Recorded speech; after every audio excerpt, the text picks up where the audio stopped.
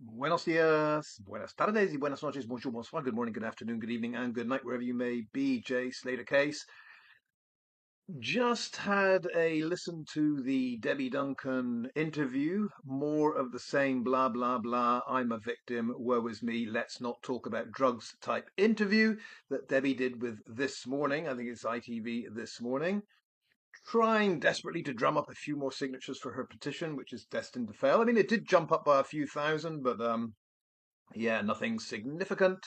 So, yeah, more of the same. But what I thought I would do is to focus on the comments. Let's give the accident group their say, because they're also scared to actually go voice to voice with me, do a live debate or a Zoom call. None of them have the backbone to do that. So I thought, in lieu of an actual on the spot debate, what I could do is read their comments. Let's give them a platform.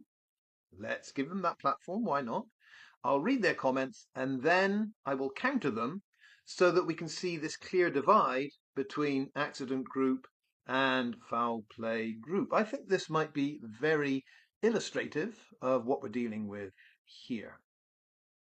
So let's have a look if we can. Just a second. It starts with Bumblebeat, I think. Yes, Bumblebeat. Well done, Debbie. Lots of love and strength to you and yours. Ignore the nasty trolls. You and Jay hold the truth. What a lovely crochet jumper, Debbie. It suits you very nicely. Glad you found the strength to speak up. Blessings. Well, looks like Bumblebeat is on board with Melissa, who likes to give her blessing to God knows whom and everywhere, like some papal gift to the world. I'll skip the comment about the crochet jumper. I don't think that has a great bearing on the J Slater case. Bumblebeat Beamondo from Tarifa in España says, glad you found the strength to speak up. Actually, I disagree. It doesn't take any strength to speak up when you say, I'm a victim, I'm a victim, I'm a victim. It takes strength to speak up and tell the truth, to answer the difficult questions. We have seen no strength from Debbie Duncan in this case because she refuses to answer the difficult questions. So when you say, Bumblebeat, glad you found the strength to speak up, I don't see any strength. I just see weakness and spineless cowardice. A woman who will not face the most basic questions. She is totally supine. Look it up in a dictionary.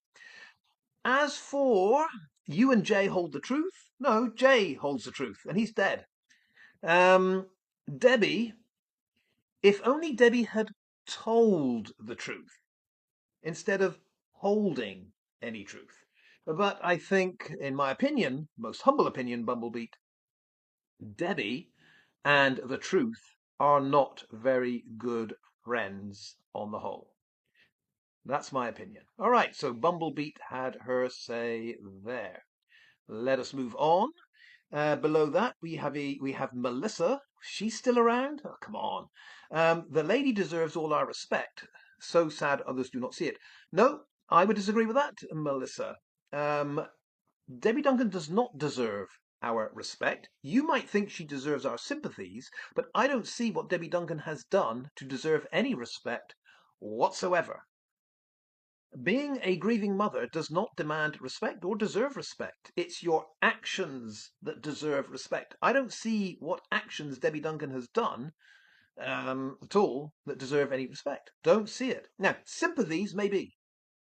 Yeah, if you want to align yourself, if your feelings are in tune with a woman that won't answer questions, won't be honest, and keeps wanting to shut down free speech, that's up to you. She has your sympathies. But what is it we are supposed to respect about Debbie Duncan? I don't get it. Yeah, Jugglers, he says, great comment, Bea. All right, Jugglers thinks Bea knows what she's talking about. I disagree. Lady Delaval, who seems to write in exactly the same style as Thomas the Wanker, Thomas the Tank Engine, Mark Dearden. Lady Delaval says, you made her a victim. You made her a victim. I don't think you make anyone a victim. I think a victim becomes a victim. A victim is the recipient of action. So I don't think anyone made Debbie Duncan a victim. You could say Debbie chose to be a victim. Yeah, I would say that. Lady Delaval, you made her a victim. No, Debbie chose to be a victim. Lady Delaval says, you have been like a parasite feeding off her son and her grief. I think he's directing this to Jan's views. You have been like a parasite feeding off her son and her grief. You mock, you laugh, you taunt relentlessly. I'm glad you're commenting you disgusting opinions here. I think you mean your disgusting opinions here. Hopefully you'll be identified and prosecuted one day. All right, let's deal with this. Um, you mock, you laugh, you taunt. Yes, I do the same, Lady Delaval. I mock anyone that cannot answer a simple question. I mock them.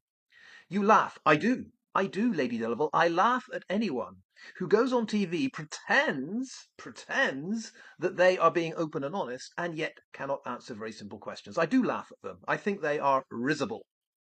You taunt. I do. I taunt. I absolutely taunt people that cannot answer a simple, straightforward question. You should too, by the way, Lady Delaval. You should taunt these people because it's what they deserve. Relentlessly. Yes, I do. I do. Relentlessly. And I will continue for the rest of my life to do it relentlessly. Why, Lady Delaval? Because people like Debbie Duncan deserve it. It's what they deserve. It's quite simple. Answer the simple questions that the public have for you, and you will gain some respect.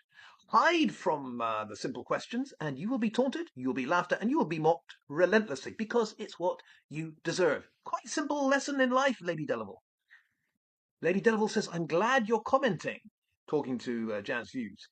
Commenting. Disgusting opinions. I find Jan's views pretty in order, actually. Hopefully you'll be identified and prosecuted one day. Prosecuted for what? For sharing an opinion with the world. Oh, I see. Up in Seaton Delaval, you can't share your opinion with the world. That deserves prosecution.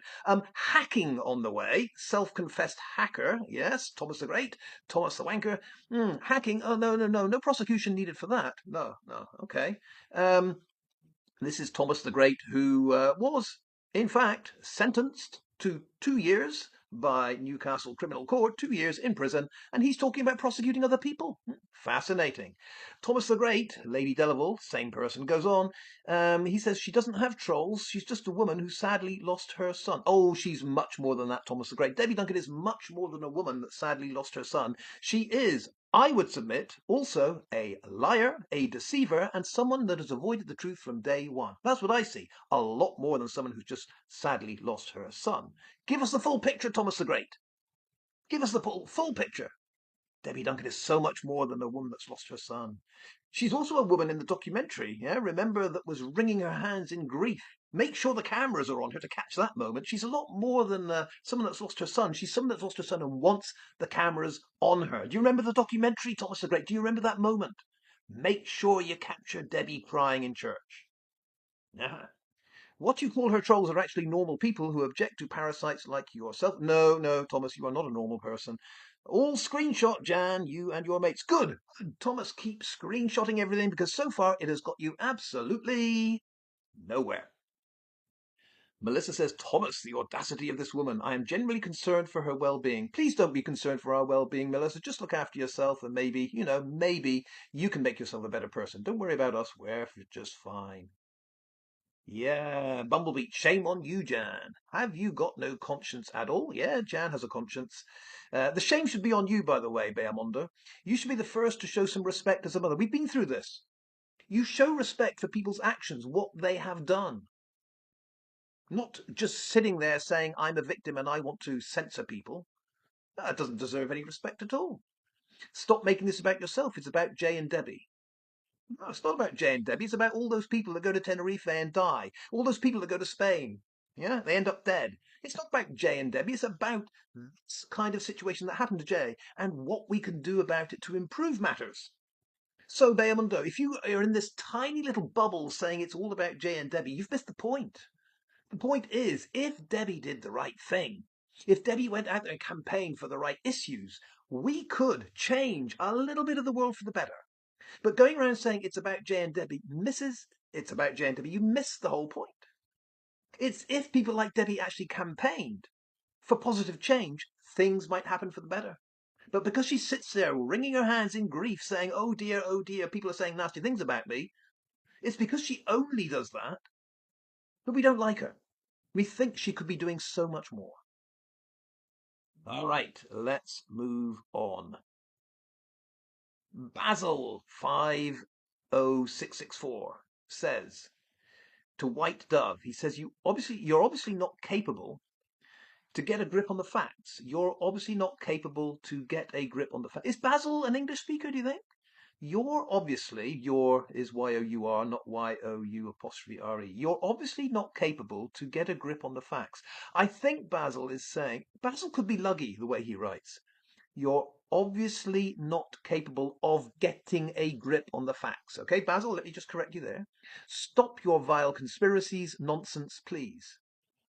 Oh, you mean stop your vile conspiracies and nonsense, please. Or stop your vile nonsensical conspiracies, please. God, Basil, did you go to the same school? Did you go to Pisspot University along with L. Slugtardo? No vile conspiracies here. Not at all. I think some of us think that Jay did not die by accident. I don't think that's vile. I don't think it's a conspiracy. It's just an opinion. So, yeah, you can take that and shove it where the sun doesn't shine, Basil.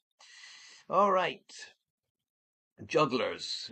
It's never complete without an inane comment or two from Jugglers. Juggler says, maybe you should have attended the inquest and paid attention. Why? What difference would that make, Jugglers? The vast majority of the country didn't attend the inquest. What difference does it make? Tell us one thing, Jugglers, that you learnt in the inquest that no one else learnt outside the inquest. When you do that, maybe we'll pay attention to you. Yeah, maybe you should have attended the inquest. Okay, Jugglers, we get it. You're the select group that attended the inquest. Gold medal for you. Now then, tell us what the consequence of that was. You attended the inquest. What did you learn that no one else learned? The silence, Jugglers, is deafening, as always. Jugglers goes on. He says, you see, there you go. The first inquest was a total disaster, and not all the letters were not received by the recipients. What? The first inquest was a total disaster. Well, I'm glad Jugglers confesses that, because when he says the first inquest was a total disaster, he's basically saying the man in charge of the inquest, Dr. Adderley, created a total disaster. Thank you for agreeing with us, Jugglers. Finally, you agree that Adderley was a disaster. He couldn't even organise his own coronial court with any kind of effectiveness. The first inquest was a total disaster.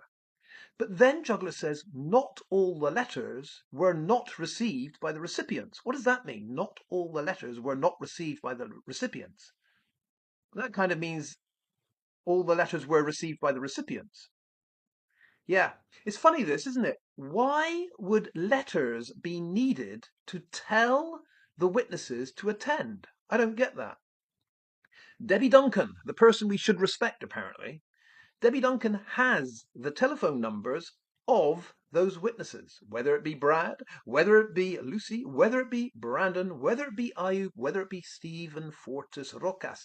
Debbie, you see, Jugglers, has all their telephone numbers. No letters are needed. Debbie just gets on the phone to all 5 witnesses and says, you are coming to the inquest, aren't you? That's all that's needed. So quite, Jugglers, while you're babbling on about letters being received, I don't know. It's all irrelevant. In this case, Debbie Duncan, the mother we're supposed to respect, was so damn lazy or incompetent or uncaring, she didn't bother to call any of these people. She didn't speak to any of them. That is how little she cared about their attendance. I'll repeat. Debbie Duncan had every one of their phone numbers. Every one of them. Yet not one of them showed up. So you tell me again, Jugglers, what's the point of the letters being sent when Debbie already has their telephone number? You can't make this stuff up, but Jugglers seems to think, oh, the letters didn't receive. They weren't received. They didn't get the... Come on, Jugglers, the real world. Debbie calls them. Lucy, you are coming to the inquest, aren't you? Or do you think, Jugglers, that when Lucy got that call from Debbie Duncan, Lucy pretended she wasn't Lucy? Was this the part where Coroner Adderley said they denied who they were? So, on the one hand, Lucy has Debbie's number. She calls Debbie to say Jay's missing. When it comes to the inquest and Debbie calls Lucy to say, "You are coming to the inquest, aren't you?" Lucy says, "Well, I don't know who you are. Who are you? I'm not Lucy." Is that what happened here, Jugglers? Yeah, Jugglers goes on. It has been put on SM, social media, and in the press explaining why people did not attend. No, it hasn't. Hasn't been explained at all why they didn't attend. Of course, no one wants to know that because it doesn't fit the narrative. This was all explained by the second planned inquest. No, it wasn't. It wasn't explained at all. People came up with a whole hodgepodge of excuses for why they didn't attend, but that didn't explain anything. Like I said, Debbie must have spoken to them all. You got a choice here, Jugglers. Either Debbie spoke to them all and asked them all to come to the inquest and they all refused, or Debbie was too damn lazy to speak to them. Which one is it? Which one is it? They all refused to come to the inquest after speaking to Debbie, or Debbie is too damn lazy to even speak to them. Which one is it? All right. Who else should we listen to here on the accident group side? Jugglers again. Maybe you should have attended the inquest and paid attention. Yeah, you said that once. Okay. Da da da da da. Someone called Geo. Is that Brad Geo? No, because this person says, "Why is she smirking the whole time? Very odd." Yeah, we've always said that, Geo. Why does she smirk the whole time? You'd have thought this is something not to be treated lightly. I would have thought. Yeah. I think we're coming to the end of it. We've covered the accident group highlights there. Um, this person says, Lily Maisie says, "Have a heart. Her son is dead." Yeah, that's true. We know that. Um, we do have a heart. It's just that we have a heart for the people that are being courageous, that are being brave, the people that are campaigning for something that is admirable. We have a heart for those people. Those that just ignore the whole drug problem, like Debbie Duncan, we don't have a heart for them. I just don't have a heart. It's like, come on. If you really want to tackle this problem, tackle it. If you don't, why do you think we should respect you? I don't get that bit. Yeah. I'm sure the death, this is Lily Maisie again, I'm sure the death of her son haunts her day and night. I'm not sure what you are digging for. I wouldn't be sure of that, Lily Maisie. I would think that the death of her son haunts her day and night, but I have a feeling, Lily Maisie, that it is the background to her son's death and the obstruction of justice that Debbie has to keep performing here that haunts her day and night. That's what I suspect. Um, yeah, jugglers again. Covering this case for over a year? Question mark. Do me a favor and put up a video the other day about Debbie and you were completely wrong. Even one of your followers corrected you. Well, that's a terrible sin, isn't it, jugglers? To be wrong and to be corrected. Yeah. All right. So juggler's point is human beings are not perfect, apparently. What else do we have here? Oh, I like this one. Claire Wales says the coroner's conclusion was accidental. So why say it wasn't? Are you a conspiracist? Okay, Claire, I say it wasn't accidental because the coroner is an absolute buffoon. As Juggler's already told us, the coroner was so incapable he couldn't give any witnesses to come to his inquest. That's how incapable he was. Yeah? Even though the victim's mother, Debbie, had all the phone numbers of all the witnesses, this coroner was so inept he couldn't get a single witness apart from Josh Forshaw to get to the inquest. That's how bad he was. So because we had such a terrible coroner, Claire Wales, we don't think it's logical to accept his conclusion. He didn't even question. He didn't even have two of the key witnesses there. So, Claire Wales, my point is, if you can't even get witnesses in your court, you're not even capable, you're not even of a standing good enough to be trusted. No way. That whole verdict was nonsense. That's my opinion, Claire Wales. Yeah. Mm. Who else should we feature here? Jack Batista. He's not. He's not accident group, and I don't think Jack is foul play group. But let's read what he says. Jack Batista says, "I mean, I'm not sure what she expected." Talking about Debbie Duncan, um, trying to get every bit of money that she could. People can deny it as much as they want, but it's clear to see they did it for the money. Yeah, a lot of people say that, Jack Batista. It does look like this was done for the money. Otherwise, why have such a massive GoFundMe that gets up to 70,000 and then refuse to tell everyone that donated where the money went? You see, Debbie made a point of saying in this interview that she communicated with the GoFundMe organization and everything was fine by then.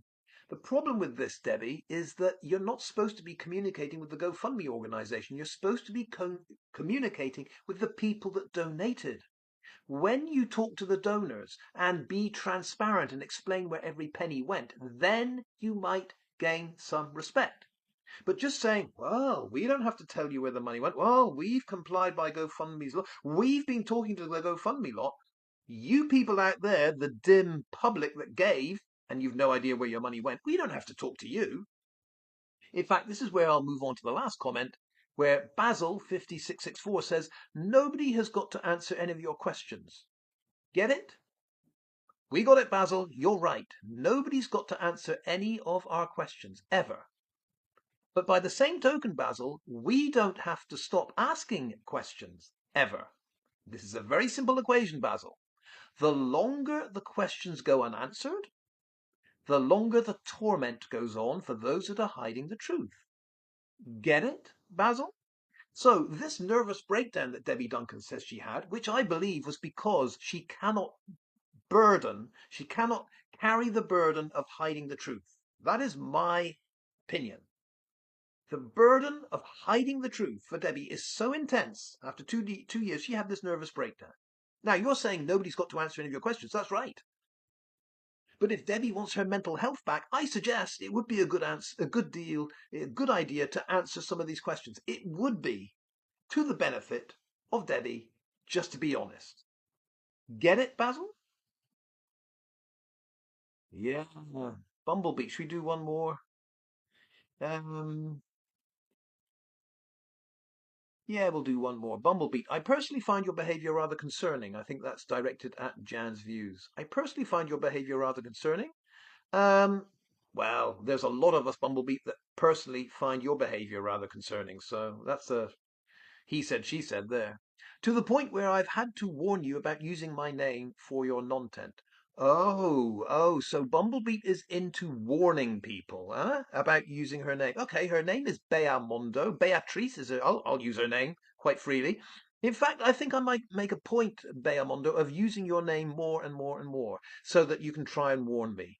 Go ahead, try to warn me about using your name. Beamondo, Bumblebee, Bumbletart, the walking ironing board from Tarifa. Let's use your name a little bit more. Warn us, Bumblebee, as much as you like. It will have zero effect or the effect of us mentioning your name even more. Why? Because you deserve it. It is that simple. All right, let us end it there. But I'm glad that the accident group had their say. I feel much better for having my reply issued forth in this video tonight. Hasta luego, adios, see you next time.